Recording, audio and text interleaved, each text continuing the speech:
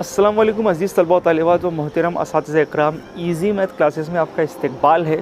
इस वीडियो में हम सीखने वाले हैं 8वीं जमात के इल्म रियाज़ी के सबक नंबर 1 नातिक और गैर नातिक आदात के मशक़ी सेट 1.4 के क्वेश्चन यानी प्रैक्टिस सेट 1.4 के क्वेश्चन।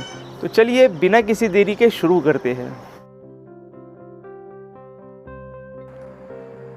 तो अजीज़ तलबा व तालिबान, यहाँ पर हम देख रहे हैं मशक़ी सेट 1.4 के सवालात।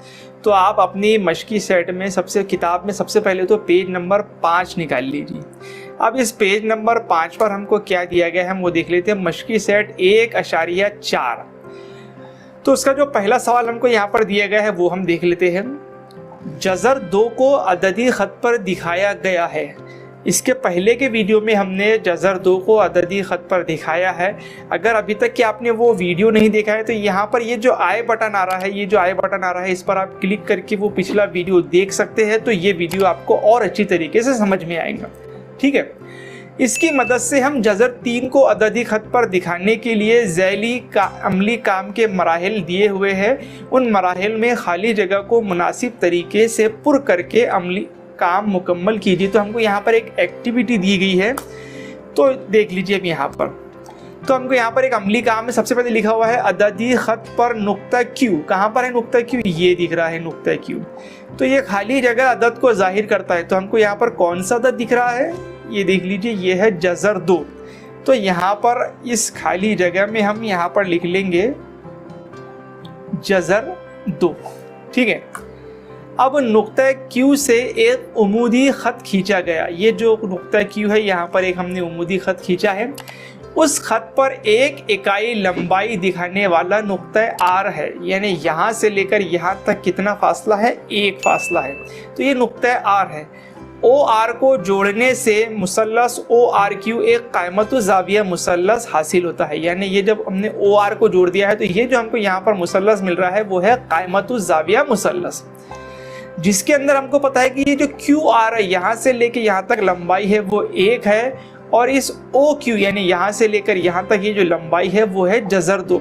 अब इसमें हम फीसागोरस का मसला लगा देंगे तो हमको पता है कि ओ आर यानी इस वित्र का मुरब्बा क्यू आर के मुरब्बे और ओ क्यू के मुरब्बे के मजमुए के बराबर होता है। तो हमने यहाँ पर फीसागोरस का मसला रख दिया। अब ओ क्यू हमारे पास में कितना दिया गया है? ओ क्यू हमारे पास में कहाँ दिख रहा है? ये है ओ क्यू है जज़र 2। तो इस बॉक्स में हम यहाँ पर लिख देंगे जज़र 2, और क्यू आर हमारे पास में है 1, तो इस बॉक्स में हम लिख देंगे 1। तो चलिए लिख लेते हैं। इस बॉक्स में हम यहाँ पर लिख लेंगे जज़र 2 और यहाँ के बॉक्स में 1। अब जज़र 2 का जो मुरब्बा होता है वो होता है 2। ध्यान में रखिए, अगर कोई अदद है और उसका जज़र में कोई अदद है और उसका मुरब्बा लेना है तो वही वो अदद आ जाता है। ठीक है, 2 का मुरब्बा, तो यहाँ पर हम लिख लेंगे 2 का मुरब्बा आ गया है 2, और 1 का मुरब्बा होता है 1। तो 2 और 1 को मिला दिया अगर तो ये हो जाएगा 3, यानी ओ आर कुव्वत 2 आ गया है 3 के बराबर। हमको ओ आर पता करना है तो ये आ जाएगा हमारे पास में जज़र 3। इसका मतलब ये हुआ कि ओ आर के मसावी फासले से या ये जो ओ आर आ गया है इसकी कीमत हमको मालूम पड़ गई है यहाँ पर कि ये है जज़र 3। तो यहाँ से हम प्रकार की नोक रखे हैं और यहाँ पर पेंसिल की नोक रखे, और यहाँ पर इस तरीके से अगर हम कॉस मारते हैं तो ये जो नुक्ता जो सी है हमको मिल रहा है तो वो है जज़र 3। तो ये नुक्ता सी जो है वो जज़र 3 को जाहिर करते हैं। तो इस तरीके से हमको आगे के सवाल में भी यहाँ से प्रकार में फासला लेना और इस तरीके से कॉस बनाना है। ठीक है, तो ये एक्टिविटी थी जहाँ पर हमको 2-4 जगह खाली जगह दी गई थी और उसको हमको मुकम्मल करना था। मुझे उम्मीद है आपके समझ में आऊँगा। चलिए बढ़ते हैं दूसरे सवाल की ओर कि भाई अददी ख़त पर हमको जज़र 5 दिखाना है। अब अददी ख़त पर जज़र 5 इस तरह हमने इससे पहले के वीडियो में देखे हैं कि जज़र 2 किस तरह से दिखाते हैं।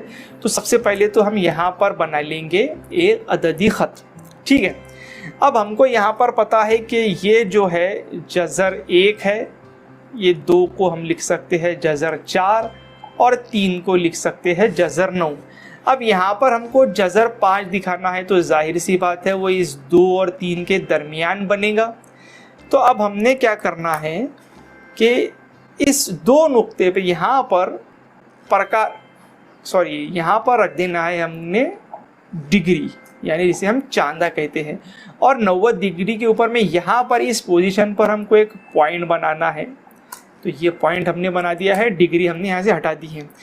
अब यहाँ 2 से लेकर इस पॉइंट तक ऊपर हमको 1 सेंटीमीटर फासले पर, यहाँ पर मैंने जो फासले लिया है ये है 1 सेंटीमीटर।